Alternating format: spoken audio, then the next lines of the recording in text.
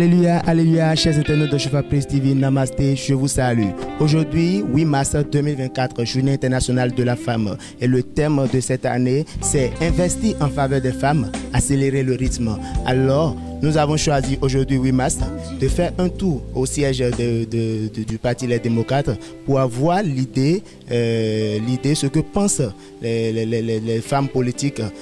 du Parti Les Démocrates de la Journée internationale de la femme et de recevoir par-dessus tout leur message à l'endroit du gouvernement béninois. Alors suivez-moi. Je réponds au nom de Hélène Olo-Soumaï, députée à l'Assemblée nationale, élue de la 6e circonscription électorale, Parti Les Démocrates bien sûr. Le 8 mars est la journée internationale de la femme. C'est vrai, souvent nous entendons les gens dire, ou bien parmi nous, nous disons que c'est le jour de la fête. Mais moi je profite pour dire que c'est un jour de réflexion,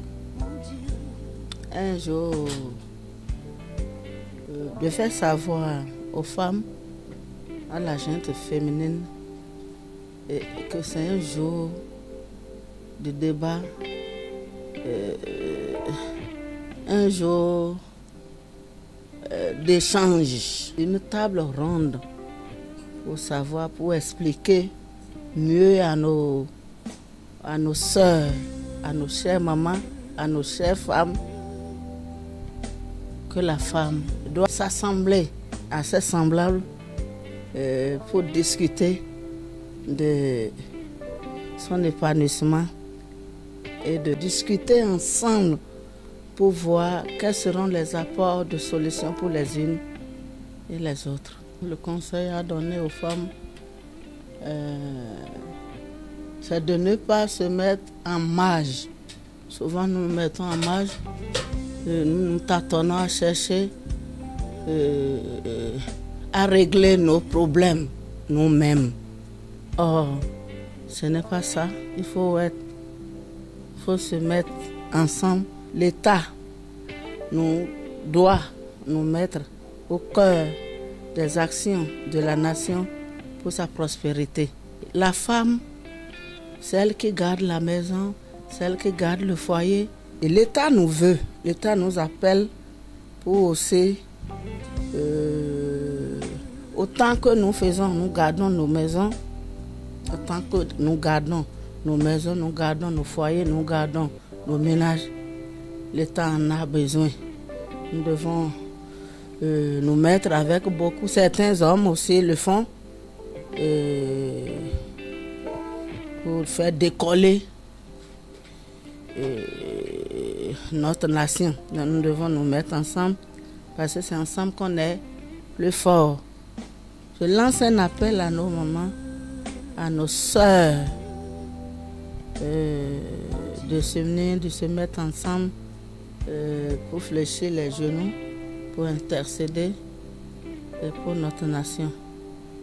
Parce que la femme est la mère de l'Église et la mère de la nation. Aminatou, maman,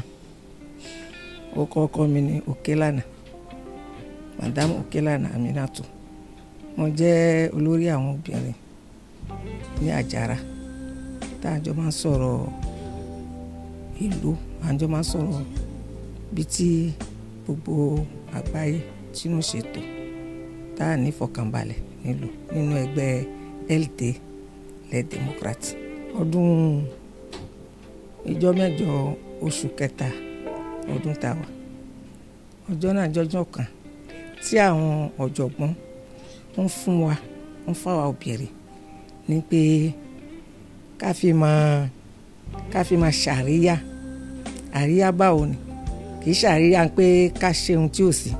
ẹ ká máa jókòó, ká máa rorí wò sí báwo ni lọ síwájú wa ṣe fẹ́ wà,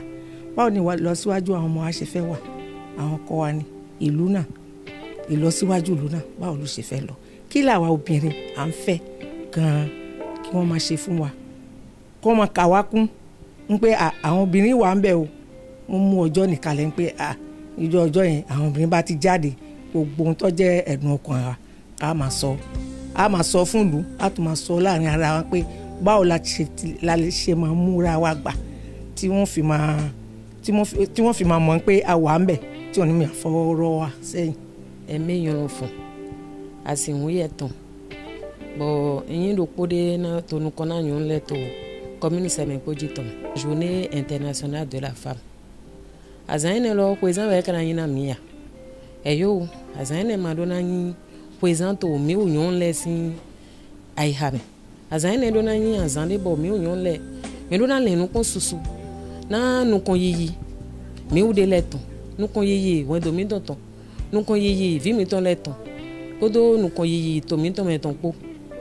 bo mi do na yi yon si bo na segbe na su odo na yi yon si he na kunu nu jonu vile he na tekpon bo vile na ya azome bona sewe me do na yon si bo toto ni si se miton to we do miton me utu ton le me do na ton bona no pekle me he no yoro do parti politique de sigano parce que sans parti politique sans que ye manye militant ye manye gbevi politique to ye ma sigano to me ho donc me do na ton bona do to miton me ho bona motemana doze to miton me sa yaga bo mi ma so yin yonu bona no nglo ntoli ni nyonu ma yon ndewa e ma sigan yinu kon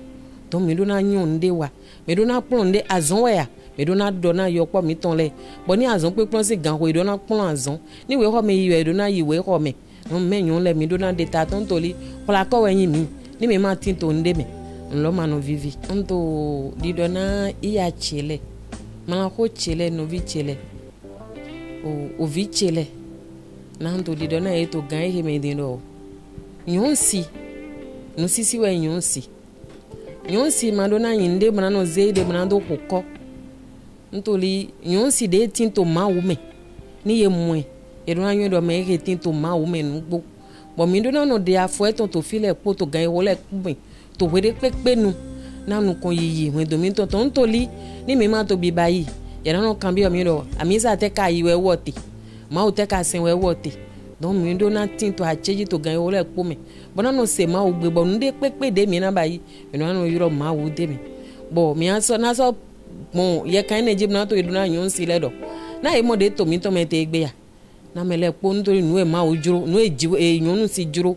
je no juro ka e jewe na mi fon to gan wole po mi no e to mi to koloji o fon bo to de ko na nu kon yi to mi tonton Saka Saleh Nyaki Jiane, secrétaire à la formation technique et professionnelle du Parti Les Démocrates. Anono kulufo. Ananofo. Anyayo, acheneyo, abereyo kulu, anan kulufo. Kano bon beka hebi subasi 8 mars. No beka I jingarino. Ato weboroka yobara. No beka ina mutu. Instance de décision yokuna heka achi politique ahima webro matunu ka cheni ho de mete da na tunu ka cheni ho anuka huro politique kuna agabu parce halboro sinka no batume de mete masa heka hin ka batenya no ifo se ancheji nuka dede abahin ka goro alakari mo kaniyo lakari ka abakanidi anki parti hin ka fokuna no lakari bakani Démocrate kuna no lakare bahini kakani nyadi ana no kuluche heka chino mwene wote parti de démocrate mahini kakwe mojine dahume no zugunze no barunche no somba no wozuru ka labari no iba me kuluse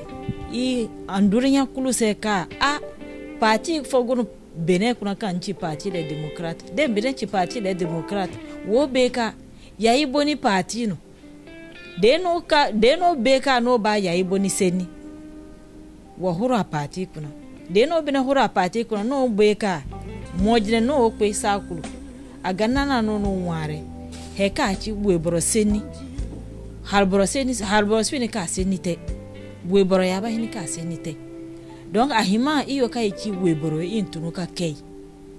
ka cheni ho ka cherega bwe ka idi agono politique kuna maso ka chi ka ka asi batumedi asu hinika ahansinega demete akima inche ni ho ka gono we borodi bana nya bine go nchi masa de we borotunu ka seni ngadi kadabu anche agana no hambure ka gono nindi masa ka no hansine gono kanchi rekia madugu senyo ka seni ka chana jende karikachi a horo politique kuna nya ya kwenara no ka gono ho ade masu biringa ade masu farana parce que abeka anuka gono nindi iyo bongo weboro ahansine ka gono tere igo zuru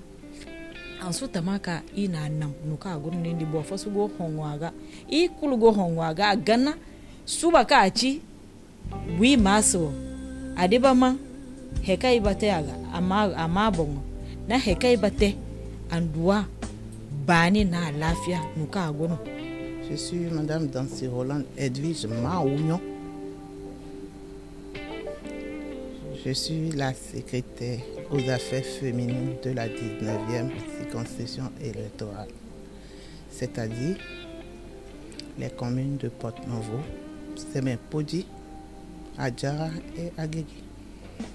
Le 8 mars nous rappelle la Journée internationale de la femme. Et le thème de cette année, c'est inverser en faveur de la femme, accélérer le rythme. Investir en faveur de la femme, ça veut dire que tout ce que le pouvoir, le législateur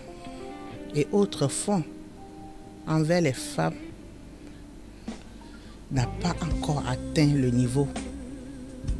souhaité. Si nous prenons les femmes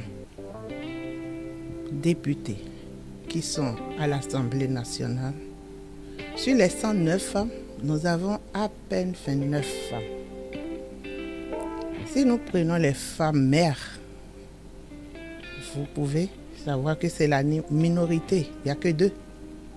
Dans les communes, nous ne pouvons pas. Donc les hommes ont laissé les femmes se débrouiller seules. Investir en faveur de la femme, c'est dire aux hommes de tirer la femme pour rehausser un peu le nombre de femmes dans les instances de décision. Dieu a demandé à l'homme de quitter son père et sa mère et de s'attacher à sa femme pour que les deux deviennent un. Cela veut dire que l'homme a besoin de la femme. Et la femme doit d'abord connaître sa place.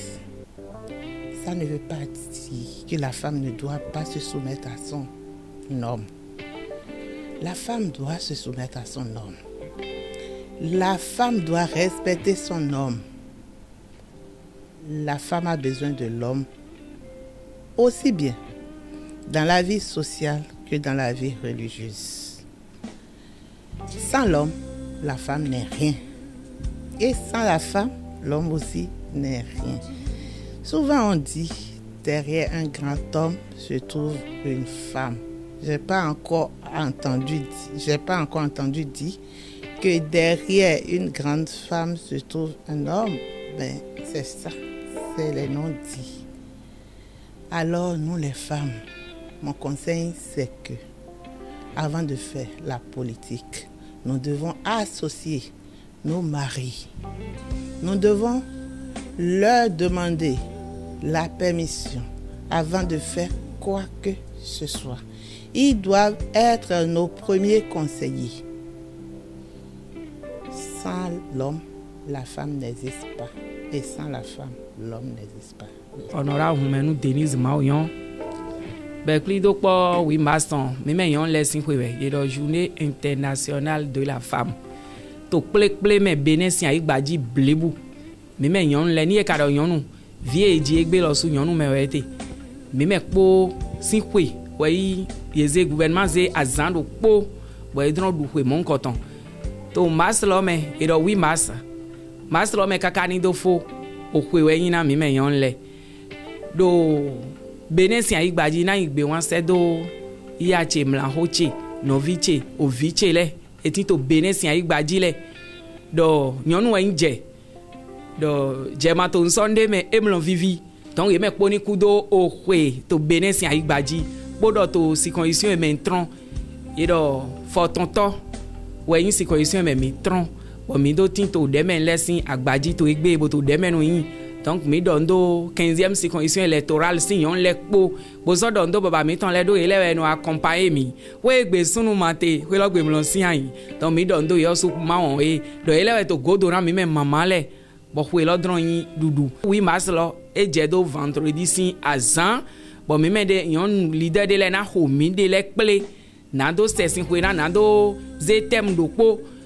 tem we do hodo yonu go mi na gbeje tem lo me bona dona to vito sile bona se do nyonu yede nyonu po dide mi ko do jewe mi e maga wa nde na nyonu ni no yon azon eton to hwen do eton me to agun me atinte ana yon afoto we de bo mama e ko to agun lo mele nyonu e ko to agun lo mele ira no mowe bo yi se to ira jroyi we nyonu sinu kan ito gbe lo me do asuwe to hwen do me ana yon zizan bo zan po asu to epo bo ni no me anono me de fondon la ena do ansulo do ni asitu enko we da ena yon kunche me mo pon de hwen do che sian yin pataki ni edo journée internationale de la femme mi na no pon godo we bo na no pon we mi chi wa wa ile we mi na no pon tamen pon sin we yin na mi me yon le eteji we mi jina je to we inu kan yi lo eteji we mi na je bo na inu kan yi na mi na no gbeje ne le pon o na mi na no gbon to hwen do me na mi na no gbon po vile po na mi na pon nu vi mi ton yon nu jojo ja le gbon bonu kon ina ye ton bodo so ye mo asu we na fifa na ye mo azon do fide ina mo do fie e yon si we nu gbo do yon nu fifa we no hen wa we gbe mi o to jijite yon nu je flen we lo no fa we oui mas lo e je do vendredi si azan bo mi me de yon leader de le na ho mi de le ple na do sesin we na do ze tem do po tem we do hodo yon go mi na gbeje tem lo me bona dona to vito sile bo ina se do nyonu yede nyonu po dide mi ko do jewe mi e maga wa nde na nyonu ni no yon azon eton to hwen do eton me to agun me atinte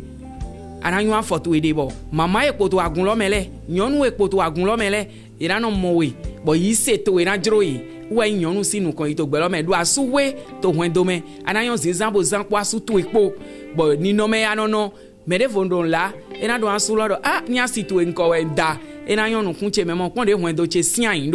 pataki ni edo journée internationale de la femme mi na no pon godo we bo na no pon we mi chi wa ile we mi na no pon tamen le pon sin we yin na mi me yon le eteji we mi jina je to we inu kan yi lo eteji we mi na je bo na inu kan yi na mi na no gbeje ne le pon o na mi na no gbon to hwen do me na mi na no gbon po vile po na mi na pon nu vi mi ton yon nu jojo ja le gbon bo nu kan yin na yin ton bodo so ye mo asu we na fifa na ye mo azon do fide ina mo do fie e yon si we nu gbo do yon nu fifa we no hen wa we gbe mi o to jijite yon nu je flen we lo no fa we donc ndo we ndo beto le pogbon wi mas e he lo dali mi to ndo do we me yon nu etito benesi ayi gba le podo ye ni boku do o we lo bo so do ndo mi me journalist mi ton le do mi kudo azon podo agun we blebu do we ke gosu enele po mi do ndo papa etito jaloji do azinpolo eton we na yin azinpolo e mana de do glone agbasa eton na sin ma una do hunsin dagbe do lamene gbeto e so bode gole committee ti to to eyan agun iwe ton le jo e na e azan gagbega mi do ndo gbeto le po kì í ṣe pé a ti wà nú ẹgbẹ́ ìlú kan ń pé oníkálukú ó máa ṣe ohun tó kì í ṣe bẹ́ẹ̀ ẹgbẹ́ òṣèlú ó wà fún ká fi máa kọ́ra wa lọ́gbọ́n nílé ni lóde ni níta ni láàrin àwọn ọmọ níbi iṣẹ́ nínú ṣọ́ọ̀ṣì tá à ń lọ nínú bí màlẹ́ ni wá ni nínú bọ̀sìkè mọ́sálásí tá à ń lọ kárí gbogbo àwọn ilé ìjọsìn lóríṣiríṣi kájọ máa kọ́ra wa lọ́gbọ́n báwo la ti fẹ́ ṣe tí ìlọsíwájú ó fi wà fáwọn obìnrin àwọn ọmọ wa àwọn ọmọ báwo ló ṣe fẹ́ lọ ní ìlọsíwájú pàtàkì jùlọ ká tó sọ pé a fẹ́ wọnú ẹgbẹ́ òṣèlú àti bẹ̀rẹ̀ kó láti ilé wa látàbẹ́ ọ̀dẹ̀dẹ̀ wa àwọn ọkọ wa àwọn ọmọ wa a fẹ́ ṣe nǹkan báyìí à ń ṣe nǹkan báyìí o o ìyá mi báyìí ní kẹ́ ṣe báyìí ní kẹ́ rìn àbúrò mi ẹ̀gbọ́n ni ìyá ni gbogbo wa a ti ní láti ní àjọsọpọ̀ pé a bá fẹ́ ṣe nǹkan báyìí o lérí inú kan lérí ìgbésẹ̀ tẹ́ ẹ bá gbé ni wọ́n fẹ́ fi mọ̀ pé eléyìí ó ní ìfẹ́ báwo la máa pè ó ní ìpáyà Ọlọ́run fún un tí ó fẹ́ ṣe nílọsíwájú nítorí tó bá fẹ́ gbé nǹkan kan tó bá gbé kó láti ilé kò sí lọ síwájú ní mẹ́ o gbé kó láti ilé ó á dénú ìjọ ibi tẹ́ ń gbé ń pe Ọlọ́run lọ́lọ́kan ọjọ́ kan ẹni tí pè nínú Jésù ni ẹni tí pè nínú mùsùlùmí ni ẹni tí pè ní gbogbo àgbáríjọ ayé à ń sọ fún wọn pé a kíra wa ká kú ewu ọdún náà kì í ṣe pé ká ṣọdún ká fi máa jà pátá ká jókòó ká rírí wò sí pé báwo níjọba ṣe fẹ́ ríran rí àwọn obìnrin báwo là á fẹ́ múra wa gbà tí wọ́n ṣe mọ̀ pé àwọn obìnrin yìí wà ń bẹ̀ o wọ́n wà ń bẹ̀ àwọn wà ń bẹ̀ ká tó prendre décision kan ká tó sọ pé a fẹ́ mú décision pọ̀ en tout cas ń pé àwọn obìnrin ní láti wà ń bẹ̀ ń pé obìnrin ní láti sọ sí pé báyìí la fẹ́ ṣe bí tẹ̀ ṣe sọ́gbà òótọ́ lẹ wí àmọ́ àwọn obìnrin náà pàápàá àròń pé tá a bá ṣe báyìí o náà dáa nítorí pé àwọn obìnrin iyọ̀ ni wá tá a bá sínú ọbẹ̀ kì í dùn iná sì tún ni wá la máa tanná sínú ilé fún àwọn ọmọ fún ọkọ fún aya tá a bá ti gbọ́ràn fọkọ ńlé ń pé àwọn àánújọ kan á gbọ́ràn fọkọ gbogbo àwọn ọmọ wa ó jẹ́ ọ̀rẹ́ wa gbogbo ohun tá a bá fẹ́ ṣe a ní láti máa fi hàn láti ilé nítorí bẹ́ẹ̀ làwọn gbà máa sọ pé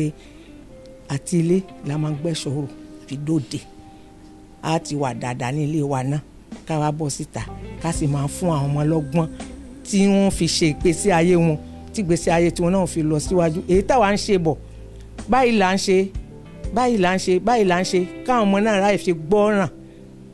lóbìnrin ni lọ́kùnrin ni ní gbogbo ilé ìjọsìn gbogbo èyí tí wọ́n máa ń kọ́ wọn nìyẹn ẹ má rìnrìn àbùkù ẹ̀yin obìnrin wọ́n ń wọ àwọn aṣọ tí ò sí kan wọ́n fi gbogbo ara lẹ̀ kì í ṣe nǹkan tó dáa tó bá dénú agbo ṣọ́ọ̀ṣì èyí tí wọ́n wọ̀ wọ́n sì máa sọ fún wọn àmọ́ àwa ìyá la tún máa sọ jù nítorí abẹ́ wa ló ń kó ẹ̀wù tó wọ̀ ṣòkòtò yìí kọ̀ wọnú ìjọ tó a máa kọ́ wọn lẹ́kọ̀ọ́ tó dáa tí wọ́n lè fi wọnú ìjọ tó fi rí pé obìnrin tó pé ní obìnrin tó ní ìtìyìn tẹ́fẹ̀mí nínú kwa ó ní láti wà tí ìfúnra pé tó bá jáde síbi kan obìnrin ni. mìíràn tó pè gbèdọ̀ mi ní kú tó pè lóo nítorí mẹ́ẹ́sì àzán ẹ̀hẹ́ tó tè tó yòó ń sílẹ̀ sí tàbí mìíràn sọ́dọ̀ náà yé dọ̀ ẹ̀ náà tiẹ̀ náà yé bọ̀ǹgbọ̀n fíbo fúnlẹ̀ mìíràn mi tàn novi mi tàn ìyá mi tàn vivẹ́ náà he yɔrɔ reki ama dugu de to susu to fi de to gan ye me le jɔ na nu kpɔ kɛ jɔ na ze do aga jɔ na ne lamɛ sisi bɔ na tɔmɔ na mɔ mi to fi mi me nyɔnu LD lɛ mi to te point to a y'a jɛ na ye to wele pom. Oyi Patrick ɔngɔ ba yi lokolo to ka ti gbɛgbɛgbi lɔ journée internationale des femmes ye lɔ ba yi yɔn sesi président maka de bɔ mɛ bɔ ye ni pili lɛ do ko ye lɔ. Initia wọn lẹlẹ tàmí pọ́n ló kàn lẹ ìtàn ikọ̀ yẹ tẹ̀ ń bọ̀ lọ òtò ìtàn pọ̀pọ̀nà mẹ́rin jẹ́ àgọ́ lọ náírà ní ọgọ́ lọ òun ẹ̀ tọ́dé ń bá dé mọ̀ báyìí mọ̀ bí ọ́ yẹlò fi báyìí bọ́ mu gbẹdọ̀fù sẹ̀dọ̀fù yìí ń dẹ̀tsọ́ yìí dẹ̀ nánú gbó ìtàn nínú gbó yẹ tẹ̀ ní gbó fọ̀ náà dẹ̀ yẹ ọ́ nzọ́mọdọ́ lẹ́nu kan tẹ̀lé mi ọ̀wẹ̀ ọ̀tàn tí àwọn adé tó kọ̀tọ́nkọ̀tọ́ mẹ́ kọ̀lẹ́ lọ́nà mọ́ àmọ́ ẹgbẹlẹ yẹ tẹ n tí àwọn yìí ní tàmẹkùn lónìí kan lílẹ ìtàn kò wọn tẹ n bá bọ jọ ní náà yé gbà yìí ní ẹbí tẹ lọ àlè ó pọlẹkọ ní bọ yẹ tẹ wọn yìí jùlọ ó pọlẹkọ ní ìfẹ́ jẹ náà jẹ ní bọlọ náà yé àmọ́ ọkọlá ní kò sí náà yé yẹn bọlọ wí máa sọ máa bọ yìí ó tí wọn lọ pọ èyí tí wọn tó lẹ́nu pọn lónìí kan lílẹ yẹn sì ìtàn kò mo ní jẹ̀dù mo ní òpè mo bí báyé gàn mo fọlọ́ dé báyìí lọ ètò ìjì àròsùn ìtọ́ yẹ tẹ́ gbó bá ti tọ̀ lọ. Madame Soyon Rosalie bon nous connaissons la 12e circonscription électorale 12e circonscription wenyi lalo dogbo toviklen hodendo bona do se do yonu chele o do international comme do Bénin mais mi me nyɔnu parti démocrate tɔn lɛ mi de de soɔ mi do mi na no po bonablo réflexion mi na lita me do mi dodo le me nu 8 mars do yonu lesin kwewe o mi do bio we bodo vosa we kwe de duwe mi dede o e kwe lo meton mi zedo awaji je gengenya me mi do vosa nu toga mi ton le we de do bene sin tomele do yeni kenklen do mi me yonu démocrate ton le o mi do FIFA ba we do toe lo me do mali me di o mi me journaliste le de so mi so we de wa mi se do ye assemblée boidalo code électoral o ndo ma do nu yonu chele do ble me do jele mele me se we ma o po me ma se we ma po a ye ni cambio me se we ma do code électoral mi ton article 81 mo je dogbon do eni ne dalo sende na yi so mi si agbasa wa e we zombo mi me yonu démocrate mi do collige nu togan Patrice Talon we do mi do FIFA ba we do mi me bi we yan mi sa ito mi me bi mi do FIFA ba we hallelujah FIFA ni bi o to me do to mi ton bene to me mi ba do to ni wulizo wa mi ka ba do nu mi na yi election e na de me de si me e to yen ne only we de un je mi de ma tun alo e na de me de si me e na de me de po mi de mi ba mo a vo sa ni we mi de bodo ni kenklen me mi ton de do exile o ni kenklen mi do vo sa ni do e ni wa kwe me mi ton de wuli do gan pa mele o mi do vo sa nu to gan we do jele ni jo me mi ton le do e ni wa kwe ni blo assise nationale to bi ye me bi ni wa jija yin bodo to e lo ko dide do souzale kere koule blogbon conférence de presse et conférence de la nation 90 ton mi do bi ba we do e ni blo mo e ni blo vele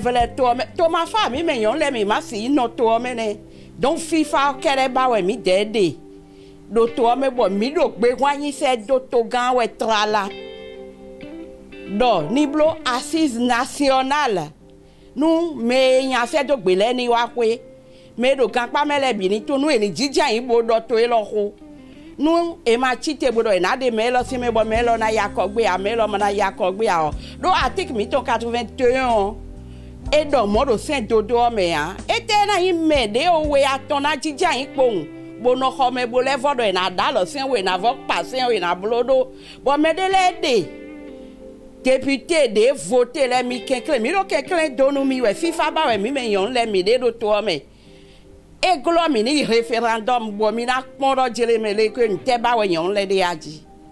e do bureau de vote de bo ayi di yon le we no to mo no supo sunu le donc FIFA ke de ba we mi de heka ba no ware aba be na anya yo no we ka no ki asilama yo ka no ki chrétien yo dimi fo dimi no bara wotunuka kai wajingari sakul de no de horo no buguyo kuna wajingari ikpara madua ka hebi andua ka kani alakari makani no be ka de lakari kani heka chi para kweyo akwe mojine do ana no sura ni wo suru wo faba chimi heka ba megote dana ikwe damojine asupe mojine demete donc wo suru heka chino woni wodite wo jingari wo sunnan wo sufara wo jingari I har ku suese no wo jingari ba talon bon se wo jingari ase parce que de no jingari ase ahi ni katto susu ba fo antunu kachi wane yo jingari ase ahima hinika ngo anware kachi angana di ahini digana de na da a hore ka hini digana abonga badia ka lakari kaniyo bagono ba me badwa heka acheji ka no be andure wo kuno masa here mutu isu ni kagono isu go ma ko isu go ma mate lakari bakani na densi na noru harusi na noru meta abayin ka tenna wo suru wasu fara heka ci jingari wa jingari wa himadam indwa kai i hanzure yo i babe i nyayo ba me ba gouvernement bongo wa jingari ase indwa ka pe mojine andwa kama heka a hansine yo go se yana na no foya mo dossier baba hogo de yi hogo yi ale ibo ini goro na nyonsi ngon leleme lo ten lo palo pai ne ba yo goro na nyonsi mo do yete mi wati to yete body of follow ne i body of follow lo sisi mene lo sisi da ho de mene ne follow yegbo jenu nyu do nkan i ma le tende yegbo yon tende yo bleme lo na gbeto ndo su lo golo na ina no kon le e me to ne ma o pole ko na yi Oshofa Prise TV, tout pour la gloire de l'Éternel, Dieu de Shofa.